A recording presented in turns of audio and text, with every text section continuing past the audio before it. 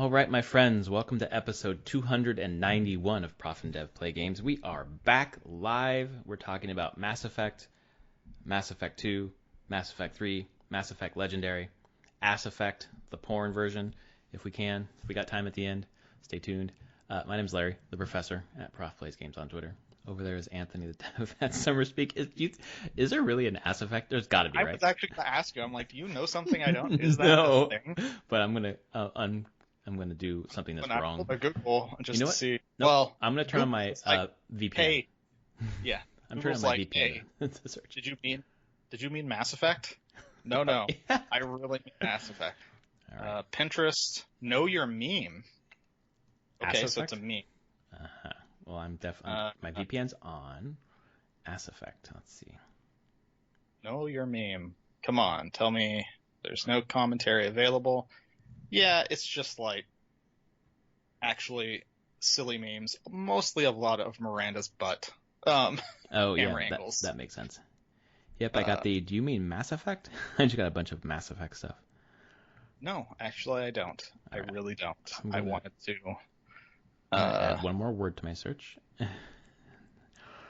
Yep, there we go. So yeah, that's it. That's a thing. Got it. Ass Effect, a XXX parody.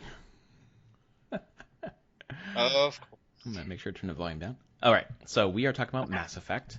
Before we get to Mass Effect, I want to share that I surprised my wife last night with date night, and it was Critical Role. I wanted her to watch Critical Role for an hour, and boy, did she hate it. She hated it, and obviously the world is not, the fantasy kind of thing is not really her thing. But she actually raised a good point that I hadn't thought about why she wouldn't like it, is that she's not really an auditory learner, and there's like so much happening that's just, you have to hear it and process it, that it's just really hard for her. And she was just really not enjoying it for that reason. But then, so we turned it off. No, as you're watching, she was like, wait, that person looks really familiar. And it was Ashley Johnson. I was like, oh yeah, she's an actress. She's like, oh, but what is she? I've seen her in something. She went through the IMDb. She's like, oh, I have Blind Spot. I watch a ton of that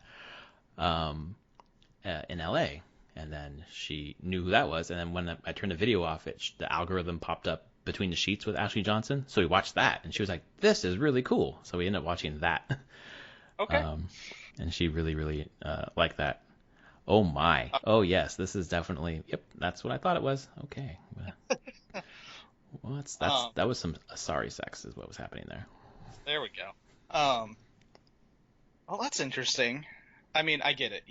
Any of the actual play D&D stuff, Critical or not, it's all auditory for the most part. Yeah, exactly.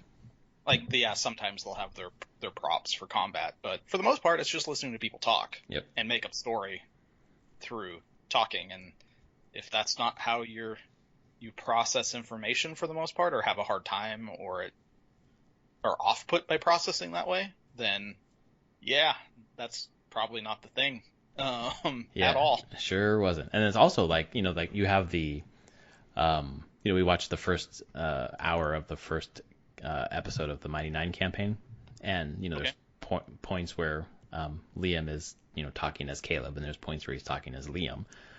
Yep. And then Matt Mercer switching among different voices, and it was just like, what's happening? so much to keep in mind. And I was like, I just let a lot of it go. If it's important, it'll come back later. It's true. It's true in a lot of ways. You can't expect to keep all of that in your head all at once, of what every character, every side character, every little thing being said. But yeah, I don't know. That makes sense though. But hopefully the Between the Seats was enjoyable. It was awesome. Yeah, really good. We only got like 45 minutes, but it was great. I love Brian Foster on those. Yeah, he's really good. It took me a while to get used to his humor. Mm-hmm. It's very deadpan, just the way that he throws it out. But I've come to appreciate it quite a bit. Yeah, he's very good. And when he interviews people, it's interesting him interviewing Ashley Johnson as well. Mm-hmm. You're like, because I think that's the last interview that they did on Between the Sheets that he did of Critical Role people. Right. But I mean, it's an interesting. And you're like, we're engaged. Let me interview you. I know everything, so should I ask you questions as though I don't know them? Yeah. Makes for an interesting dynamic there. So. Yeah, that was really cool. But yeah, it's cool to listen to her. Honestly, all the between the sheet stuff is just really cool to like. If you just like to hear about people's experiences in life and how they move through life, it's really interesting. Most of them have some crazy stories and just interesting on how they made it to LA. Right. And what they did when they got there. Yeah, what a super talented team that whole group is. And Mighty Nine's still going on, right? Like that campaign? Yeah. Damn. Yeah, they're episode 138, 139, something crazy up shit. there. It's something I think my daughter would like. Not, I mean, I wouldn't show her that, but like a kids. I don't know if there's like a kids. No. Kids actual plays. Yeah. Yeah, exactly. That's what I mean. Because that story building, I think she'd really like. Yeah. So. Cool. Well, this is the Mass Effect podcast, not the Critical Role podcast, but I figured I'd share that with you. We got our hands finally on the Legendary Edition. Came out on the 13th. I guess Sony fucked us over a little bit because it said that it was going to unlock at 8.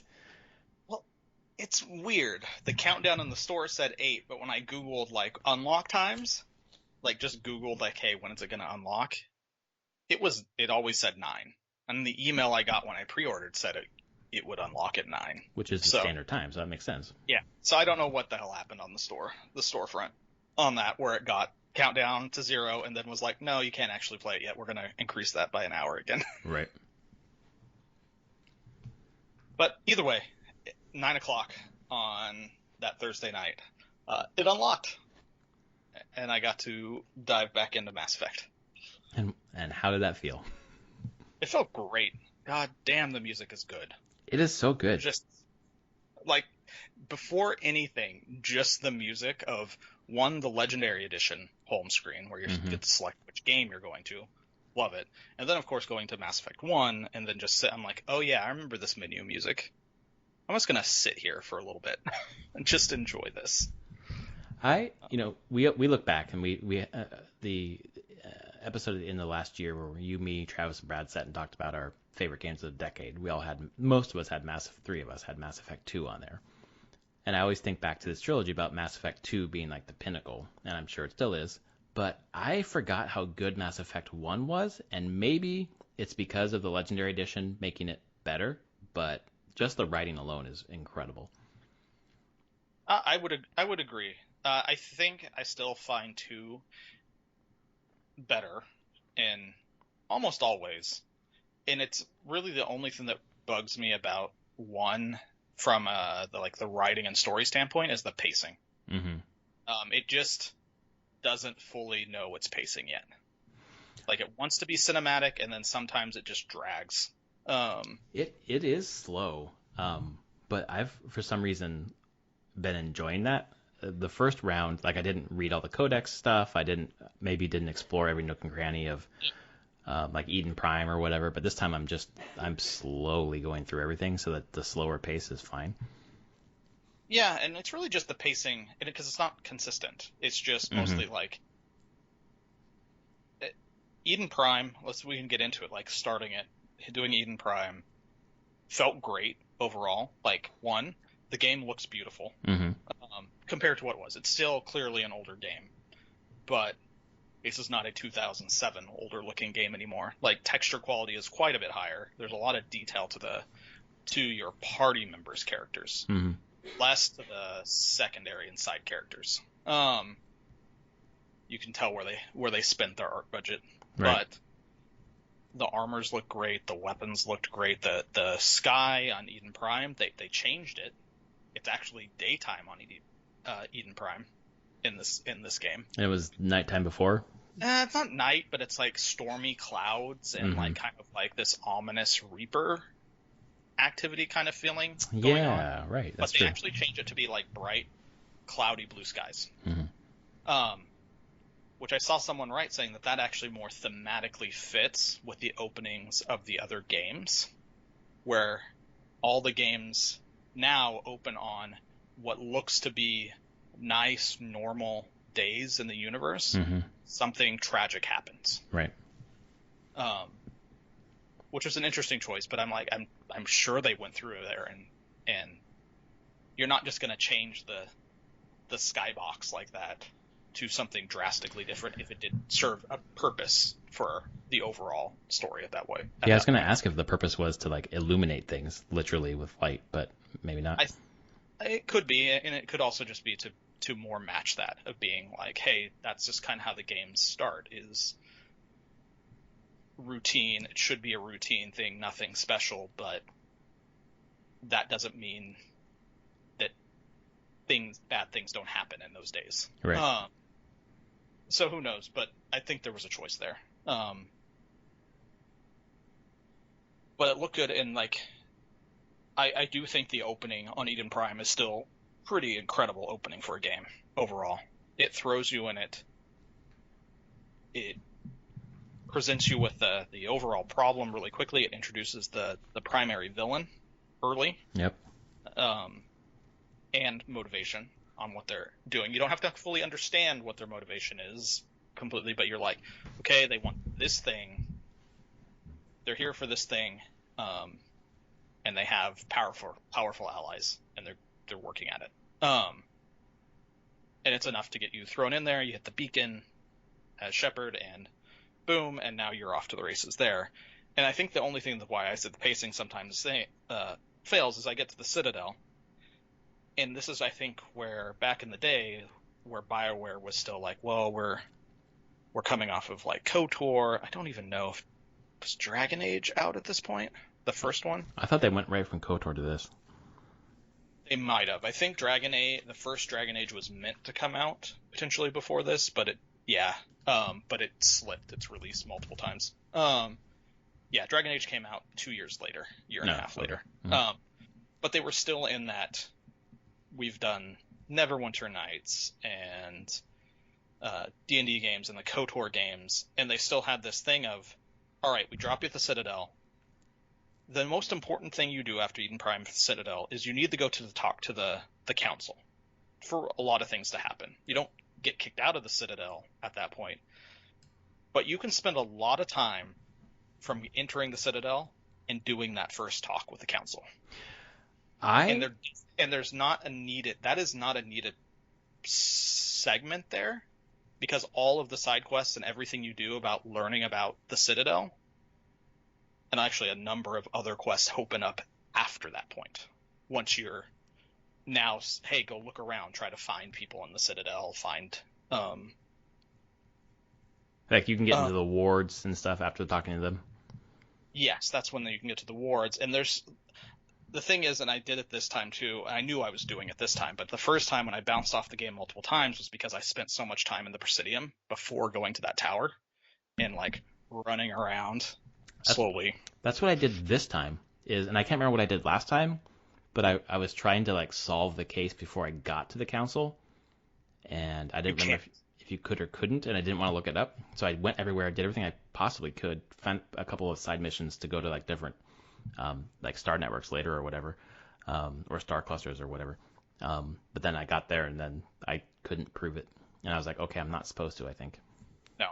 No, it's not until after that you can get into the wards and get Garrus and Rex, and leads you to Tally and the whole thing. Right. So there's just a few pieces there where I'm like, they were still, as a company, BioWare was still learning from their like very D&D, and even KOTOR, which was based on Wizards of the Coast's Star Wars tabletop role-playing game. Right. Which was based on 3rd edition D&D. So like I still like see some of those things now of like, oh yeah, you were learning in this game. You knew what you were trying to do, and you're working towards it. And I feel like in 2 they actually did what they set out to do. Yeah. And I think this was also the first game. Actually, I can pretty much guarantee this is the first game that BioWare did that had the conversation wheel. Mass Effect was the one that did that, and was, I think, the first game of theirs that didn't tell you what you were going to say directly. And I'm a decent chunk of the way through it, and there are times where they have issues with that. Like, I did not mean to say that at all. Yeah, you're like, I chose that thing. That is not what I thought like the tone or what I thought I would say. Right. By selecting that option. So, and I feel like they improve on that through the later games. They just get better at translating those different options into actually what you're saying and giving you a good sense about it. Because sometimes in Mass Effect 1, I feel like they kind of see it as a joke sometimes, like an in-joke of like, oh, you're selecting this thing and we're going to kind of flip what you say in a little ways to make it meaner or nicer or sarcastic, and you weren't meaning to do that. But, right. Haha, that's funny, right? I'm like, no, not all the time. Like, so that is little things that I see of just like more the experimentation BioWare was doing when they were making this game. And that's why I'm like, I'm appreciating Mass Effect 1. I always will, because I love how it sets up the world and the story and the races and so much lore. But I think 2 executes on all of that in the way good middle arcs of a trilogy do. The thing that, for me, obviously, like the way that the arc goes between the 3 games is superb and irons things out, and maybe is more intentional about hitting the heights that they're trying to hit in 2. But the way, and you mentioned earlier, the way that they bring you into the story at the very beginning is like my favorite kind of storytelling, where there's like this, Shepard's already established. There's this thing already happening. She's on the cusp of becoming a Spectre. And you're like, as a player, like, what the fuck is a Spectre? And you can obviously go into the Codex or whatever. And there's kind of those bigger things, the Council and whatever else, where you're like, what is this? What's going on? But then there's like the character, the human moments where you're just engaged in, we're going to this planet so that you can prove that you're ready to join this. And like, okay, I can get on board with that. And there's like 2 parallel tracks for a lot of the story, at least at the beginning, where it's just like this high level world building that is giving me like glimpses, and it's like super intriguing. And then the dialogue doesn't do info dump shit. And Nope. I think the reason why that happens, and I'm thankful for it, both here and also in Dragon Age, I find it's the same there too, is just the existence of the Codex. The Codex is where they get the info dump shit, and if you can go and engage with that as deeply as you want or not. The first time I didn't really do that, and this time I really am, and I'm finding it much more engaging to like really understand that 30,000 foot view of everything, the whole world building that they're doing. But it's nice that the dialogue doesn't do that. It's just like very much in the moment of like what Shepard would need to say, need to do, how she'd interact. I'm appreciating that more the second time around, and that they did that from the jump is really impressive to me. I mean, yeah, I think that's for the longest time what BioWare has been very good at. Like, that's why people found their D&D games and their Forgotten Realms games very approachable. Baldur's Gate and Neverwinter Nights and all those, is the fact that it's like, sure, it's this fantasy setting, it has a ton of lore and all these things. It doesn't matter. Like, you can read that if you want, but we're telling a story here, and we're going to give you the information so you can follow the characters in the story that we're telling. If you want more, go read about it. It's cool. But as you said, that's not the important part to caring about the characters in the story and like the thrust of the story. Right. And I do appreciate that, and I think they've consistently shown that they're really good at doing that, or at least they have been. Striking Anthem off of there, and I do not consider Andromeda part of BioWare. So, And is that because you find it to be just a wholly different team, or because of the end result? Andromeda, just because it was a wholly different team. Yeah. Very few people. I mean, of course, they had oversight from some people at a high level from like the main BioWare team and Mass Effect team to be like, okay, are you staying within brand basically. Right. But it's not like the Andromeda team was answering to the writers back at BioWare in Edmonton. Like, no, they were making and writing their own game that just made sure that they adhered to lore and the universe that had been set up. But I think it unfortunately showed that it's hard to just make a team that gets the rhythm of the BioWare game and the dialogue and the character interactions. Especially of those teams, the BioWare Edmonton had been spent iteration after iteration after iteration, all these games getting to this point. Right. They had a problem. There's probably a huge amount of tribal knowledge in doing it, Yep. just like any kind of development, and that's not stuff that gets written down. You learn by doing it. So, well, I think I've only played a little bit of Andromeda and didn't find it compelling. I may go back eventually, but I think they got rid of the Paragon Renegade system in that game. And if that's true, if I'm not misremembering, then it just seems like one of the, I don't know, core tenets of the game to kind of jettison. That doesn't, I don't know if like the original team would move forward. Like I imagine the next Mass Effect game is going to have that. yeah, it seems like it's a hard thing to get rid of. Right. Because I feel like it's such a core pillar of the dialogue and character interactions. Because it was already a revision from the light dark thing from KOTOR. And being like, and light dark thing from KOTOR was like, well, it's all on a single axis, and so if you get dark, getting light and dark moves your needle around permanently on this. And then they went to Mass Effect and were like, well, actually, you can earn both at the same time. You're not one thing. And then weirdly, Dragon Age went to the thing of you don't even have any of that. It's just how party members see you. Exactly. Which is actually a really fantastic thing as well. I just don't. I've actually wondered if they would go to something like that in Mass Effect eventually, since companions and your party are so important in the Mass Effect games. Right, because no matter, like, they might say things like, oh, I can't believe you did that, Shepard, or whatever, but they never leave you. Yeah, in Dragon Age they will. Right. So, who knows, but I do think the Paragon Renegade thing, for when you say Mass Effect, and they sell merchandise that is Paragon and Renegade. Right, so like, you can't strip that. You know that it is a core aspect, a core identity to that franchise. And I don't think I'm misremembering that, but I'm going to check it out while we keep talking. I'm reading right now to see if, it removed Paragon and Renegade. Right. And there's, actually, weirdly, Mac Walters was the director, Mass Effect creative director, Mac Walters. They were tied to the Shepard character, so they didn't make sense if they weren't going to use Shepard as a protagonist. I don't feel like that's entirely accurate. They were tied to the Shepard character because that's who your main character was, but it seems like it's more tied to the main character that you play in this game. Yeah. And that might just be a thing where they were so, with Andromeda,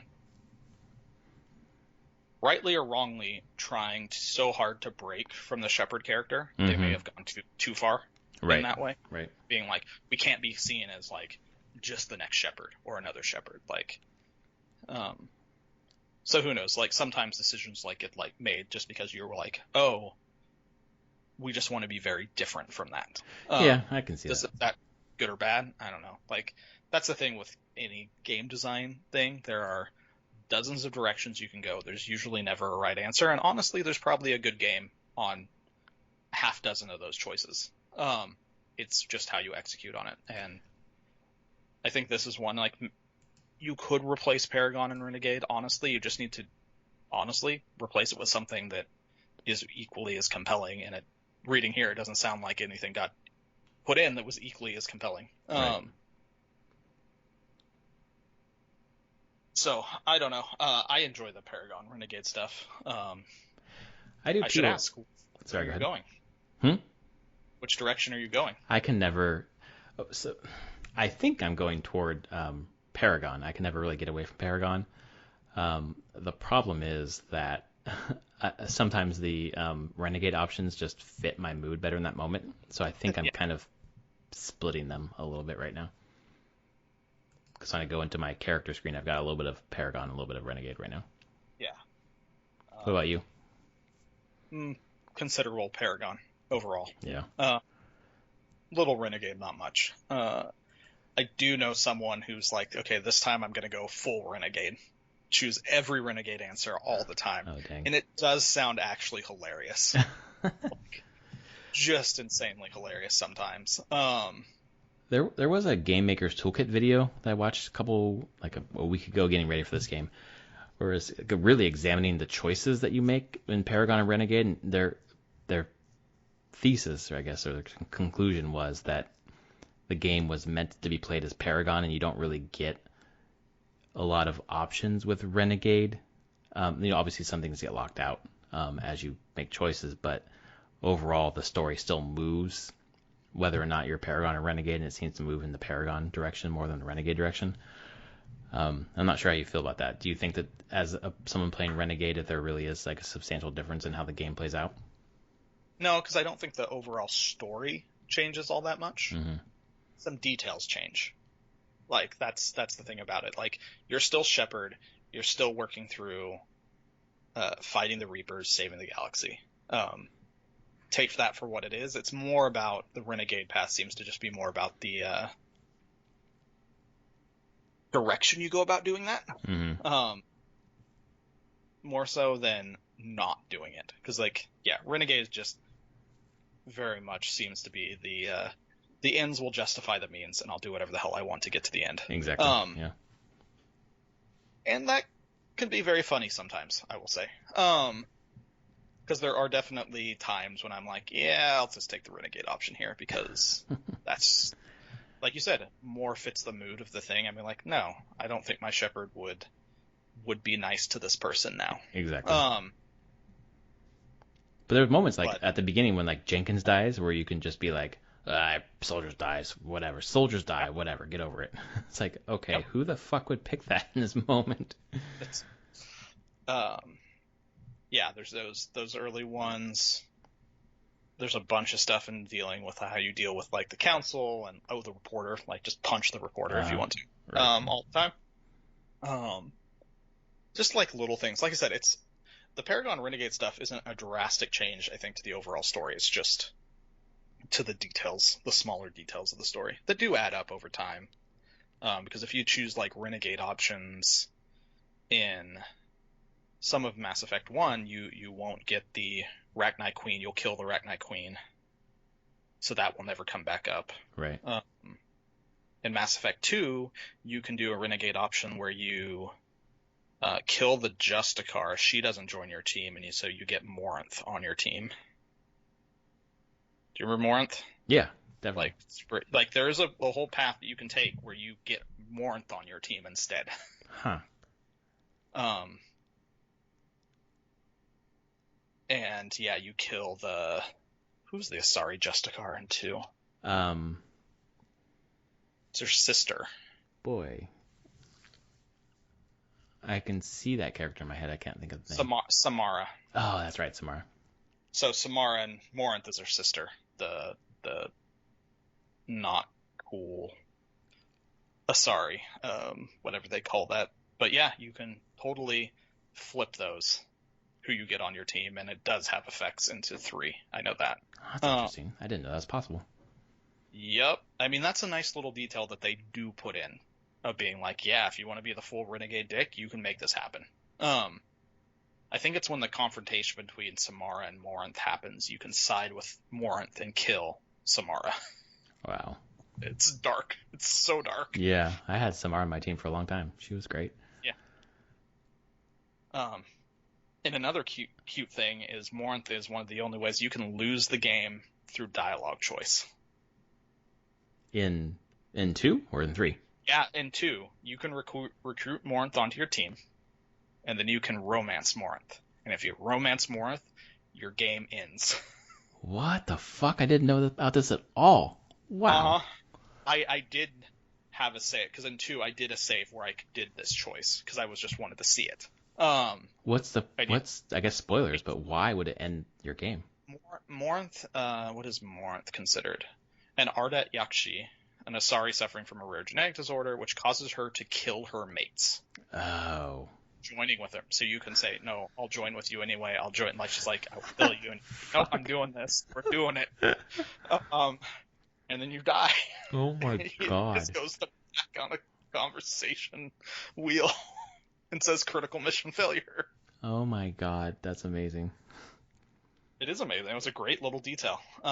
Again, that's why it pushes me on like loving 2 so much because Yeah. there's a lot of little things like that in 2. Well, and apparently 2 Um, has the best DLC ever made, Shadowbroker, which yes, it's set up in the first like 2 hours of Mass Effect, yes.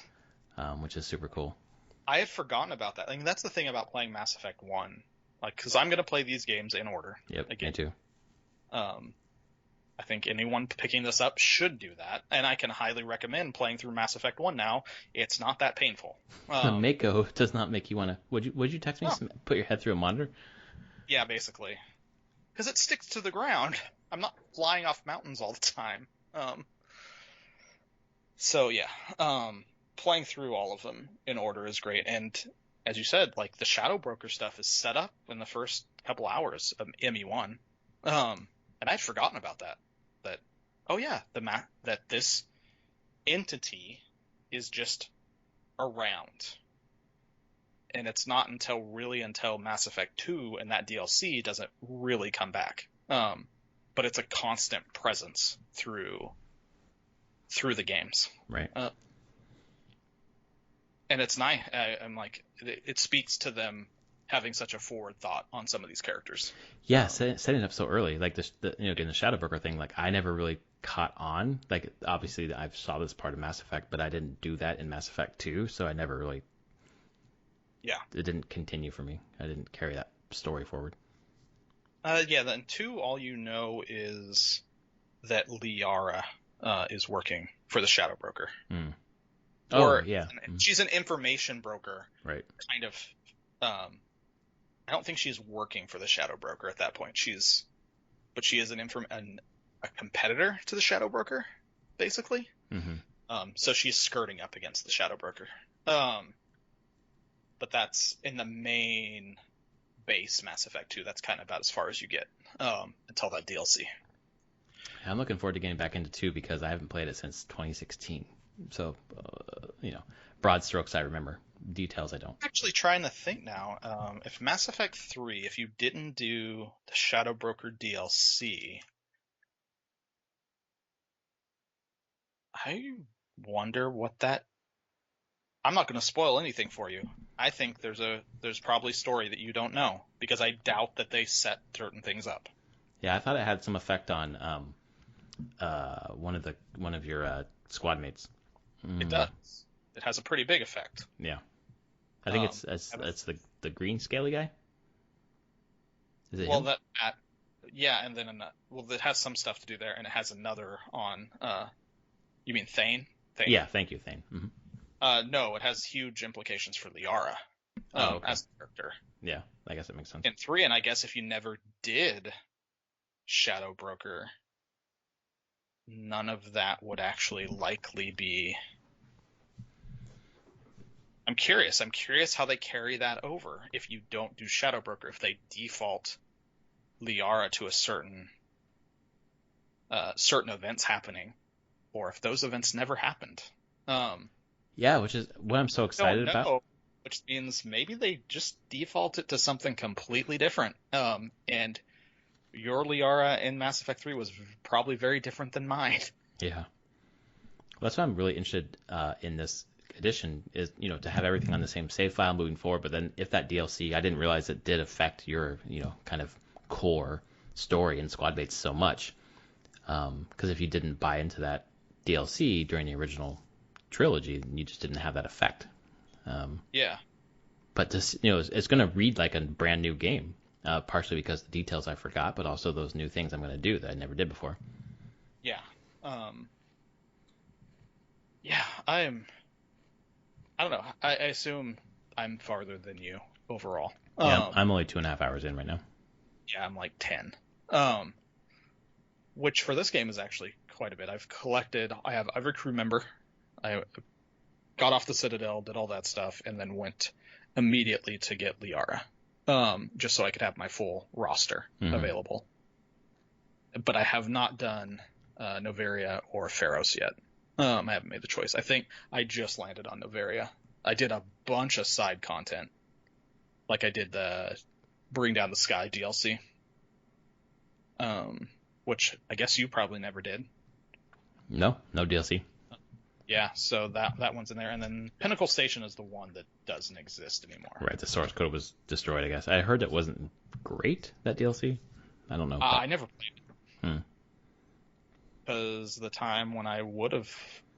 Because I never bought any DLC on the 360, because the first time I ever beat actually went through the first Mass Effect was actually on PC. I bounced off of it on 360 a couple times, and then I was like, fine, I'll play it on the PC when it came out there. And I don't think... Did Pinnacle Station... Maybe it came out there? Hard to say, I don't remember. But either way, I don't remember it. Undergo Special... Nope, never did that one. I read the synopsis. Nope, never did that. I guess we can only watch it on YouTube at this point. And I guess I never will do it. Yeah, it does a really crappy Metacritic. Like, holy crap. Like 48. Like, most things gave it, like,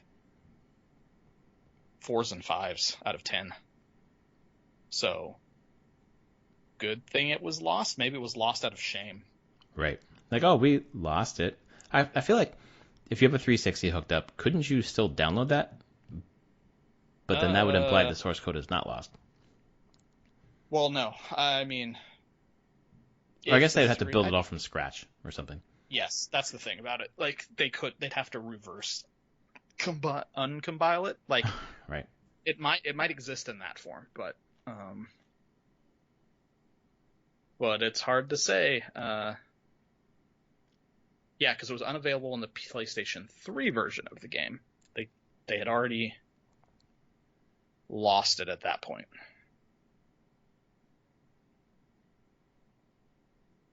Yep, not remastered, loss of source code. Yeah, I don't know. It's crazy, but doesn't seem like you missed much of anything. It just sounds like it wasn't a whole lot of content more than anything. And it was like time trials and weird stuff like that. It was not a huge compelling story piece, where Bring Down the Skies actually has a pretty nice, like, self-contained story going on. It's not long. It took like an hour and a half. So, again, this is when they were trying to figure out what DLC was back in the day for these type of games. $10 for like another hour and a half experience. Seems, yeah. In a game world that you enjoy, that seems nice. Yeah. It's better than Horse Armor, so you know. Exactly, right. And it's not quite like Blood and Wine or Heart of Stone. Yeah. So, overall, I'm really enjoying Mass Effect 1, like what they've done to it. Eden Prime, I pulled out a sniper rifle, not even thinking about it, just being like, it'd be great to use a sniper rifle here, and I pulled it out, and then I was using it, and like actually successfully taking down Geth with it, and I was like, wait a second. This feels so much better.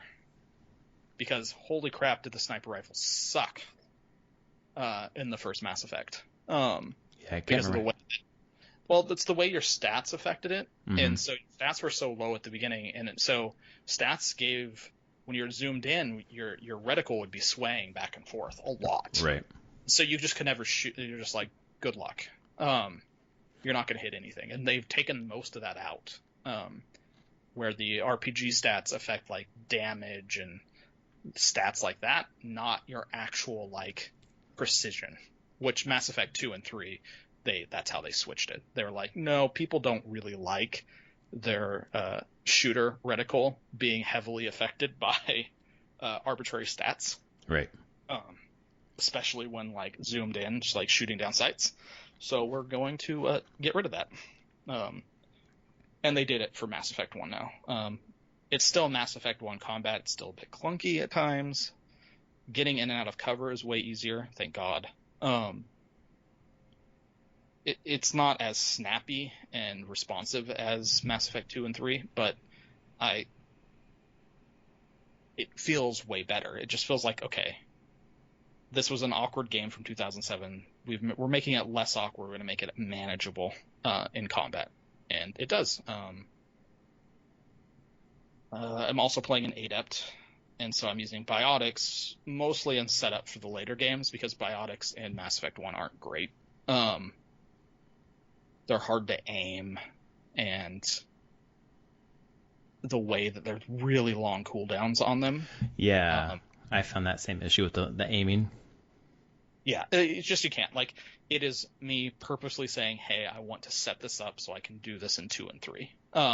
Because biotics in 2 are much better. That's where you can do like the crazy arcs around cover and all sorts of cool stuff there. And then 3 just blows biotic abilities out of the water. You can do all sorts of close combat biotics and all sorts of stuff. So I will suffer through the somewhat painful system that we have in for 1, but mostly just use it to put barrier on myself and then shoot everybody with a high-powered pistol. Right. But yeah, that's mostly been my take. The Mako is quite a bit better to drive around. Still bouncy, but it kind of sticks to the ground a bunch more. So that makes me happy. Yeah, I can at least get through the maps much quicker. They gave you a boost now, so it's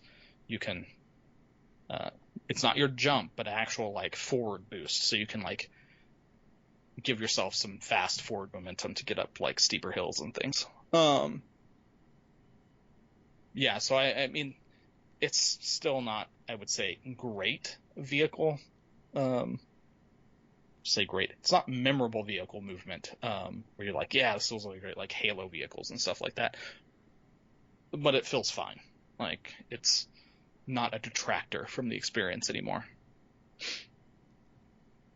It's not something to comment and laugh about. They've actually done some work on it.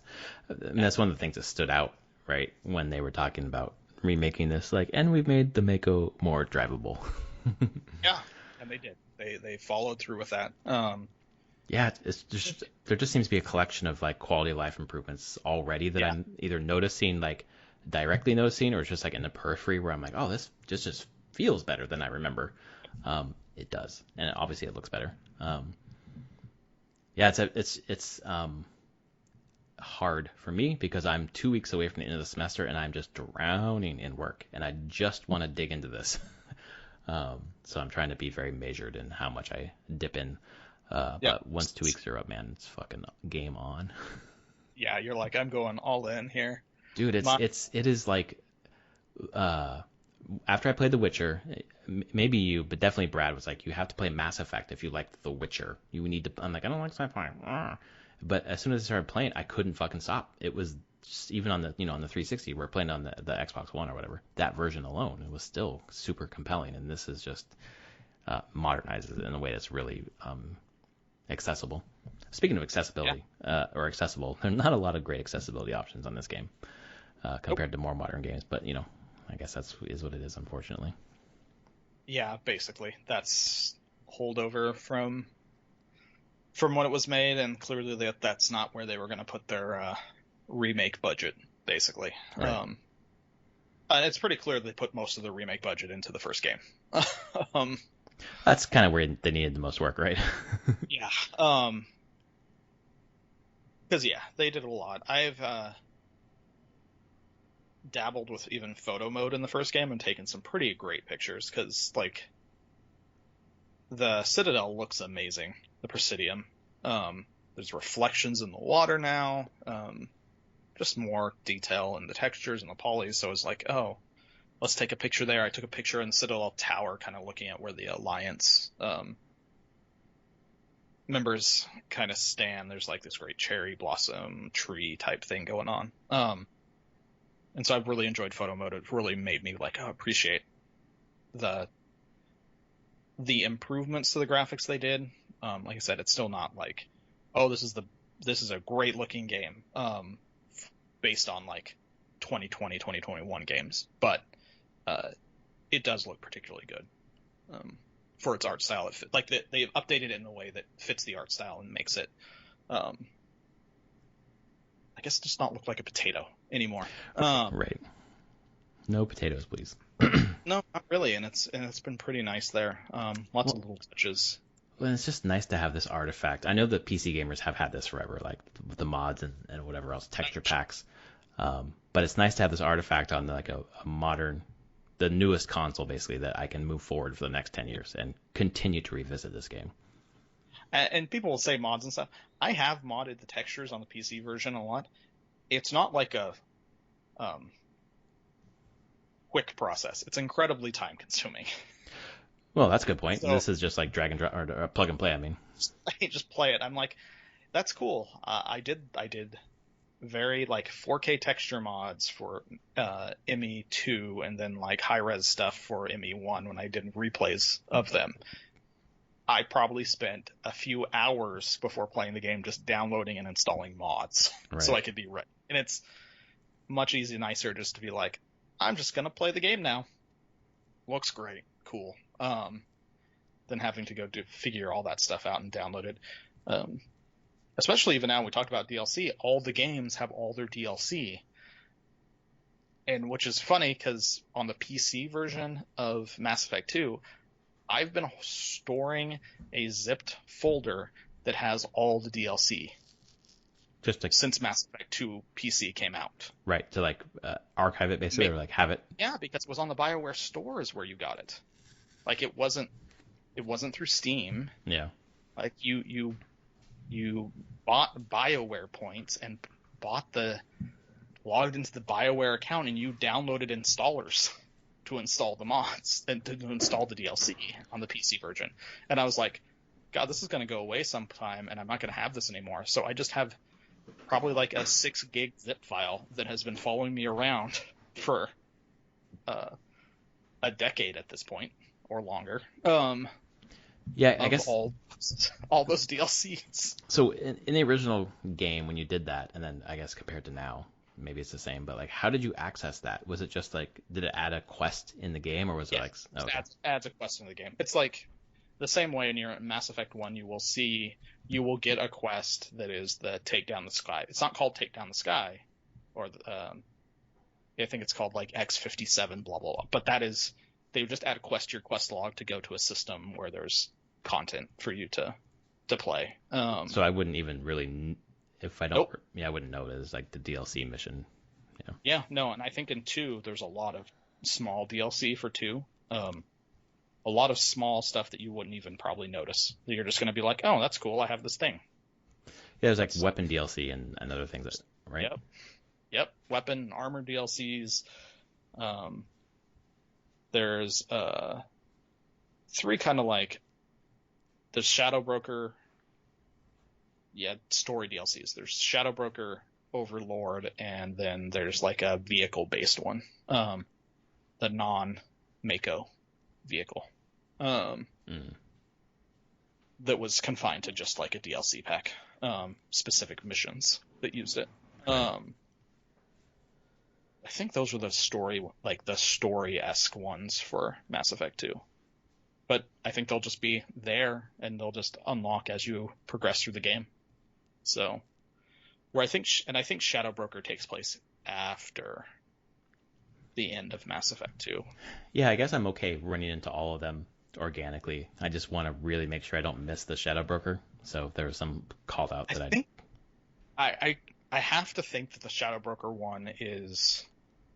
No, I guess it doesn't have to be after the ending of Mass Effect 2. It's probably available sometime in the middle of Mass Effect 2. So, yeah, I'm sure it will just pop up and you won't know the difference. You'll just be like, hey, this person wants to talk to you. And then you'll go on a quest. Awesome. So, I'm hoping that this is going to take me through the summer. I definitely want Ratchet when it comes out in June, but I'm not going to get it then because I'll be playing this. This is probably going to take me through all the summer. Wouldn't be surprised. I'm going to probably play a lot this weekend coming up. My family's going camping on Thursday to Sunday, and I'm not. So yes, the old Horizon / Persona 5. Yep. Yep. Except that was a much time. Yeah, right. I still have to work Thursday and Friday, but I have a feeling I will be up pretty damn late both those nights, because my goal is to at least, I would like to get through a large chunk, if not all, of Mass Effect 2 by Sunday. Mm-hmm. Mass Effect 2 is not long. It's like 30 hours once you get into it. What's one? Is it like 15, none of these 20? games. No, I think all the games average about 25 hours tops. Mm-hmm. Like, not tops, total. A completionist run of each of them probably takes closer to like 35. I should check that. But I think the whole series takes about 75 hours to beat. Because that was one of the things, was that these Mass Effect games were always considered shorter for RPGs, especially even for RPGs. Yeah, this is like, How Long to Beat has the original Mass Effect at 17 and a half hours for the main story, 28 and a half for main and extras, 44 that'd for be DLC, right? Yeah, DLC and just doing like optional shit. Some optional stuff. I think my playthroughs of Mass Effect 1 have always been right around 25 hours. Mm-hmm. And then Mass Effect 2, main story is 24 and a half, which that's what I thought, and with main and extras at 35 and a half. And 3 is the exact same. Yeah, that's right. BioWare really focused on 2 and 3 to be about that, between 25 to 35 hours. Yeah. Is what they want to, because they don't outstay their welcome, basically. Right. That's what makes them so good. Sometimes RPGs really just drag on. Dragon Age Inquisition. Yeah. Although no, actually that's the problem with, I would say, with Dragon Age Inquisition, is it locks you into having to grind. Yeah. To like, it could be a much quicker game, but you just get to those points where it's like, no, you actually need so much of these rep points or whatever you need exactly to progress the story further. If they remove those and let you just go through the story, I bet it would be done in like sub 30 hours. Well, that's right where I am with Inquisition, where I'm stuck on that table, like trying to get enough points to move the story. I'm like, this sucks. Kind of. Yeah, because it says just doing the main story takes 46 and a half hours in Inquisition. Christ. Yeah, I'd love to get back to it. I probably spent like 30 hours on it. Yeah, and there's some really, that's the thing with it. When I talk about pacing, I think Inquisition just has really bad pacing because of that locking piece, because there are some really, really cool story beats that happen in Inquisition. It's just they're so disjointed because you hit these walls and you got to do all this side stuff before you get back to the main thing. Yeah, and the problem with that specifically from a gamer like me is that I enjoying it, having a lot of fun, hit the wall, I'm like, I put it down for 6 months or a year, and then come back, I'm like, wait, what was the story? I just can't stick with it. Well, Dragon Age 2 is 26 hours, so. Yeah, people were complaining about how short it was. I'm like, that sounds great. It does sound great. It is great. It tells, again, people use this as a complaint, but Dragon Age 2 is very much influenced by Mass Effect in the way that it tells its story. I mean, it's the only Dragon Age game that has like a named character that you're inhabiting. Mm-hmm. It has the conversation wheel, which I think it has the best version of the conversation wheel that they've ever made, because of they spend less time like jokingly getting you to think about what you're going to say, and they just use iconography in the middle of the wheel as you're selecting around, going like, this is a positive response, this is a sarcastic response, this is a negative response, like a mean response. And so you just can be like, I don't need to know exactly what I say, but I know I'm going to say something sarcastic. Let's go with that. And weirdly, the game keeps track of the type of responses you give and starts to play with that later on of how people talk to you. Based on like, oh, if you're also always sarcastic, your party members will comment and make fun of like your sarcastic tone and like flip you shit at times because you're being sarcastic. So there are pieces of that I wish they would bring forward into other games. So I don't even know. Did Inquisition have the wheel? Was it back to? Boy, am I struggling to remember what that interface looked like with the dialogue choices. Yeah, it was still the wheel. Okay. Okay. Yep, it was still the wheel, and it still used the same kind of iconography of like general response, like, hey, this is a stoic response, pleased, sad, mad, confused, surprised. Like it had a bunch of different types of clear response iconography. So yeah, they kept that running forward, which was pretty cool. And I think, yeah, when I talk about Mass Effect 2 figures that stuff out a bit more, like making it clear about your tone when you're doing it. Right. And then it gives you the quick time Paragon and Renegade actions, which were another nice way to keep you engaged during like cutscenes. Yeah, I really like that because it gave you, I feel like, more ownership over Shepard in those moments. That surprising to me in that moment, and when I first played it, because I hadn't really experienced that before. Yeah, no, and that was one of the first times I'd really experienced kind of just that very subtle quick time stuff while other things were going on. I think the first time I really notably remember it, because I think it happened earlier in the game, but the first time was you're going to do the Archangel quest line. Uh-huh. And there's a point and you're just like, you need to like distract a mechanic or something.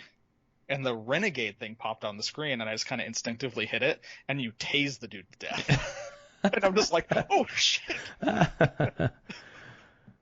That's so awesome. And I was just, but it was hilarious. And it was just like, okay, I kind of love this now. Like that's not necessarily what my character do, but we're going to roll with it. Like, cause even they are like, ooh, that was a little rough. Oh man. That'd be funny if Shepard's like, oh, didn't mean to do that.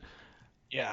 I think thinking back to the trilogy, the Archangel quest I was so happy. I remember very clearly realizing or seeing Archangel and like, holy shit, it's Garrus. And I was just like stoked, so happy.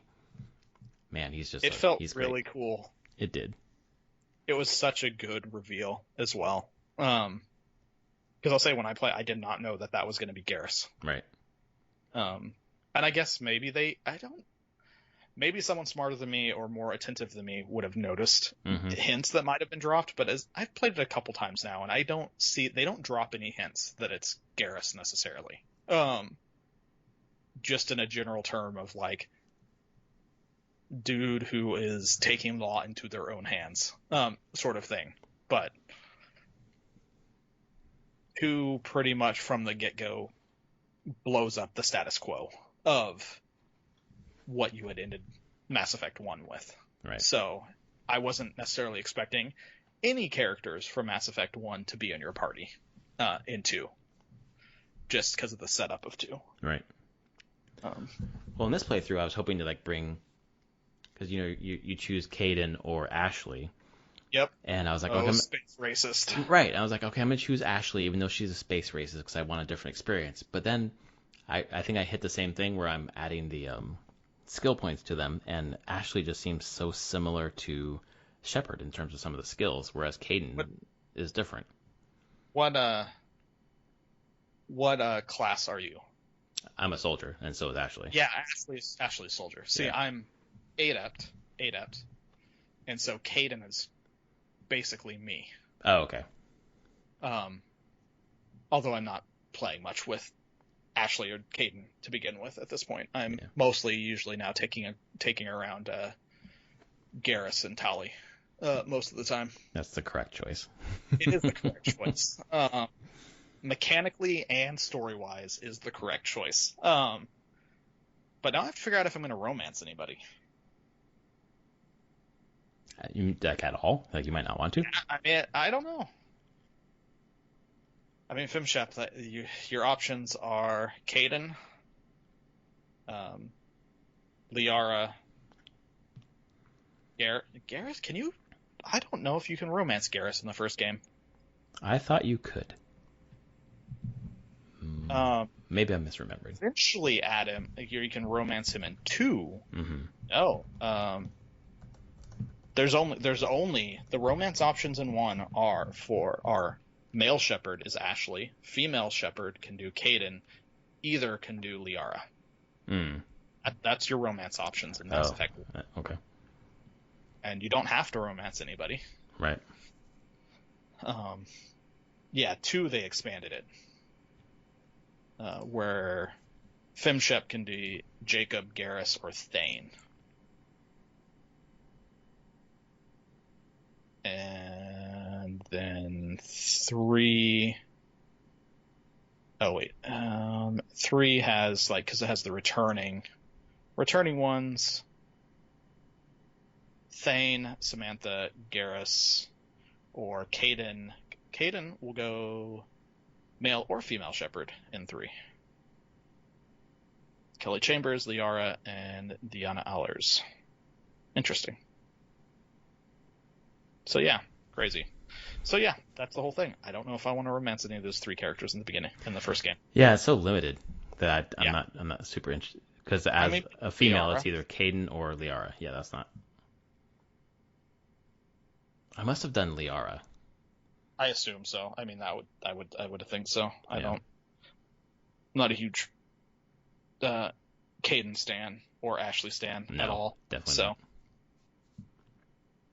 not. Especially because even now playing through the whole series, they're complete assholes in 2. So yeah, I never liked Caden at all, really. He seems so straight. Well, I mean, I get in 1, you get to choose which one lives and dies. So well, I know, and I still chose Caden because I like Ashley less.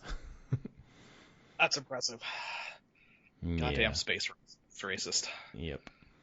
I tried romancing Miranda in 3, but that didn't work because I was FemShep. Yeah, you have to be a male shep for that. I kept trying. It wasn't happening. Yep. I'm trying to think of what I've done, because I've done a run through as male shep as well. And I did Tali. I remember doing Tali as a romance, starting in 2. Mm-hmm. And that to 3. That was a fun one. That was a good one. I remember there was also the I think it was in 3. One of your crew members who runs one of the info computers or whatever. Yeah, Samantha Trainer. Yeah, that's her. And I don't know if that's one that triggers the achievement or not.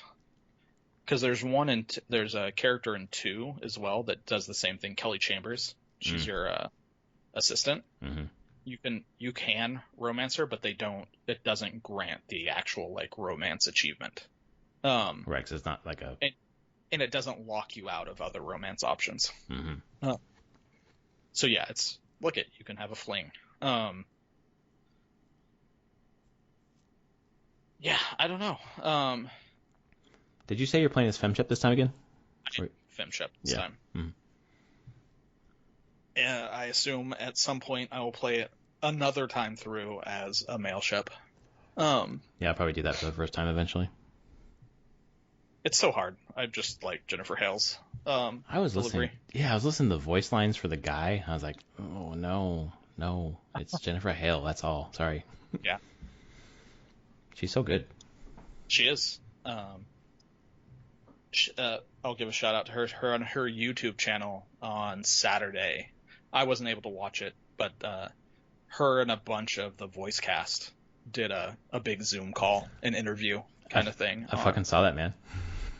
Did you? I watched the beginning of it, and I was like, yes. I was starting to grade. I was like, I can't grade and listen. I gotta turn it off. Yeah. But it's a lot of them. It was a lot of people, like voice actors, joined on to that one to just talk about the whole series, which was great. And Seth Green showed up, which was hilarious. Joker. I know. I was like, oh, I'm glad that he showed up. Yeah. And him being like, if they ever asked me to be Joker again, I would do it in an instant. Right. But Yeah, I don't know. I'm very happy. I am thrilled we have a remake of this trilogy. We've been talking about Remaster. it on this podcast for fucking years. It's great. Yeah, it is great. Um, I think on a business standpoint, it's a simple win BioWare needed. One. Yes, Just right. celebrate something that's really good for them, probably great for morale. And then also, I think this is going to be a lot of people's first time ever playing this game in the series. And it helps with the lead into whatever the hell Mass Effect 4 is going to be, or whatever the hell they call this thing that they're working on. Which clearly has Liara in it, so it's a continuation of the main story in some form. So we'll see in a few years on that. Yeah. Well, Dragon Age is what, 2023? Maybe. And Sure. Your let's guess is as good as mine. let's say They're that. not the same teams, though. They've Say, never been they're not the same teams. oh, okay, okay. I guess that helps. Dragon Age and Mass Effect always were their own teams. Right. BioWare was big enough for that. So they're working on them at the same time. Okay. That helps. I still don't see it for the next couple of years. At this point, I would think that we're 3 to 4 years out from the next Mass Effect. But this is from a business standpoint, doing this, taking the time and putting out a good collection of the trilogy, gives people something for those years, and new people to just get acclimated again with the story and the characters. So many new people jumping into this. Like, Yeah. how many young gamers, right, who missed that? Yep. If they missed Mass Effect 1 or 2 that came out in 10, like, that was 11 years ago. I don't think they're going to jump into a 3. This is a nice entry point. Yep. I wonder. And Sorry, go ahead. a lot on Twitch and YouTube. I've seen a lot of first time playing stuff. Right. And you're like, okay, there's a lot of people out there that this, like you said, younger, that they've heard about this series. People have talked about it. Mass Effect 2 is usually listed in at least the top 20 best games ever. They know about it, but it's always been this intimidating thing. People have said, well, Mass Effect 1's really hard to play. It feels clunky and whatever. But they're now jumping in being like, oh, you've given me some way to experience this now, easily. And I think people are going to take it. Yeah, and it's something that puts Mass Effect back in a positive light. I feel like so many years before the next Mass Effect, in terms of like a marketing beat, that's a ways away. I'm thinking of like a parallel with like the Metroid Prime trilogy. If they are redoing that for Switch, to have that come out, I don't know, like a year before the new one comes out, just to prime the pump. But I wonder, do you think there's any chance they're doing the same thing to Dragon Age, or thinking about it, like doing the trilogy? I guess we'd see how this goes, really. And who knows? It's probably a different calculus that has to be done there on cost to get those up to speed again. Mm-hmm. In that way, it's hard to say. I think a lot of this stuff just comes down to price to expected sales, honestly, cost to expected sales, and I think Mass Effect has always outsold Dragon Age. I'm almost certain it always has. Yeah, I think that's. I don't know if it's like because sci-fi is more popular than fantasy, or what. I would honestly say that Mass Effect is just a more approachable RPG. Mm-hmm. Like, I love Dragon Age, the first one, the second one, and Inquisition.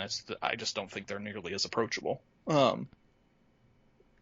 As you were talking about, like, they do a good job of not like lore dumping on you in any of their games, but I feel like Dragon Age does require. They're like, there's a lot here, and it's a very dense world, and dense lore. But so harder kind of to get into, and honestly, I know Inquisition sold really well. But the original Dragon Age is isometric RPG with pause, like that Right. very old school stuff that does have an audience, but it's usually not. I would not consider it a mainstream audience at all. Like, Right. there's enough for games to come out in that genre, but you're usually hitting the same people. You're not grabbing new people with that type of game. Right. So again, it's a calculus that EA and BioWare have to do. I would enjoy it though. I would enjoy just a nice version of Dragon Age 2. I know everyone would hate it, but Right. I just want those characters again. Feels like that was hated because it followed 1, right? And it wasn't what they were Yeah. expecting. It isn't what they're expecting. It was and it was also made in a year and a half. Like, they cut corners where they knew they had to cut corners. Like, and you can play the game and you're like, there are things happening here because you had to get this game out in a year and a half. Right. But that doesn't detract for how much I like the characters and the story that was told. It's just like, yeah, there's repetition into environments. There's a lot of weird stuff going on there, being like, yeah, this is like supposed to be a huge city. It doesn't completely always feel like it's a big city because that takes a lot of time. So, that just ended up what it was going to end up. The fact that it actually came out in a year and a half and was fine, like, of the quality it was, is pretty impressive. But it's compare it to the first game, you're like, what the hell? Yeah. But I enjoy what it did to the world, like the story overall. It's just really important for the expansion of the lore of that world. And he got Varric from it, and I love Varric. Best dwarf. Oh, he isn't Varric the dwarf? Yeah. Yeah. He was introduced in 2. Yeah, I like him a lot. He was fantastic. He's the one that he writes. He's a writer, right? Yep, he's the writer, and in 2, he's the unreliable narrator. Oh, that's cool. So yeah, the whole story of 2 is him telling the story of Hawk to Cassandra, the Templar, in Inquisition. And so she's interviewing him, like interrogating him about like what the hell happened in Kirkwall with Hawk, and he's recounting the story to her, and that's why. And he has fun with it sometimes. That's really cool. Yeah, it's a great framing, and it's great characters. That's why I love that story so much. Even for all its flaws. But yeah, I don't think we'll get it though. I don't think we'll get any kind of remasters on that. I don't think Inquisition itself necessarily needs it at all. Yeah, that one's too soon. Too recent, Yeah. I mean. It still plays fine. Yeah. I had a person at work who was actually, in 2020, had got it on PC and was playing through it, and was saying it was fine. It looked great. Yeah. And I think 1 would just take way too much work to remaster. There's so much there in 1, content-wise, and that isometric kind of thing. But I don't know. We got Mass Effect. I'm happy. Yes, that's all we wanted. We're happy, and it came out earlier than we thought. We were definitely wrong. Definitely wrong there. So it's pretty cool. Pretty cool to actually have it. Something we thought we weren't going to have. And we're getting Diablo 2 this year, so rest of the games can get fucked. These are the 2 that are going to take the year. I don't need new games. Just keep giving me that old stuff. Mm-hmm. Which is sad to say, but it's true. I don't care. I do like having some of these experiences that I've really liked from 14, 20 years ago with Diablo. Just brought up to a standard where I'm like, I can just play that and I can play it easily. So it's a little bit different than like a book or a movie.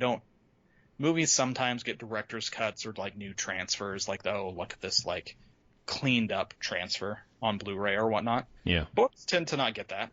The book you read 50 years ago is the same book. Oh, you've never gotten the DLC packs for books that you read? I know. I mean, I guess sometimes they have DLC packs. I'm still waiting for the When's the Winner DLC pack, by the way. Oh, Jesus. I've actually at the point started forgetting that that's even a thing. Me too, honestly. There's so much other shit to do, and my There's mind's a on lot other of other things. shit to do, and I'm just like, I guess Game of Thrones is over. It's cool, fine. Like, Brand's a king, great. Okay, let's move on. yeah, I'm like, yep, that's cool. I guess the book series ended on the last one. That was it. There's no more. Um, yeah, because I don't even. That's crazy to think about how long. God, Winds of It's Winter been has been 10 going. years. 10 years. God damn it. Yeah. Yeah, at this point, I'm just like, you're never gonna finish this thing. You just No, because what? 10 are years for this one? How long for the next one? incapable of doing this. Yeah. Like, and this isn't to his health. I just think mentally incapable of untying this knot to finish the story. Yeah, I think partially that, and also like if it were me, like I'd love writing this story or whatever, but eventually you have like to have all the fucking money in the world to do whatever the fuck you want. Like the pressure, like he's terrible with pressure and deadlines. Like I'd rather just go spend my money and have fun. Yeah, he can. He Yeah. can. Anyway, Ugh, so yeah. that's what we've been playing this week.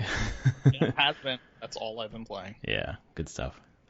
Well, we'll be back next week to talk more about Mass Effect. If you are enjoying it, and I hope you are. If you haven't picked it up, never played it, just do it, please.